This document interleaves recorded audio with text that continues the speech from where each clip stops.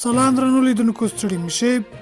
مولوي اسحاق وایي د شیرخان بندر ګمرکي عواید 88 سلنه لوړ شوي دي.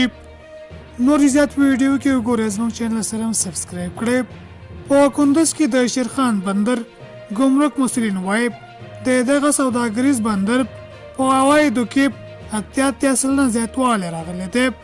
د دغه بندر مسؤلین وایي چې په تېرو 1400 میاشتو کې شاوخوا 2 میلیارد افغانۍ عواید راټول کړي دي.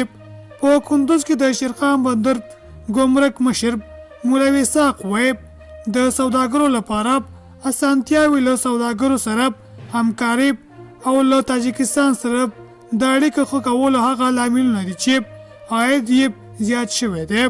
خو د کندوز سوداګري او صنایعو خونې مسؤلین وایي چې د سوداګرو ویزې پر خپل وخت نه صادریږي، چې دې چارې دوی له ستونزو سره مخامخ کړي دي.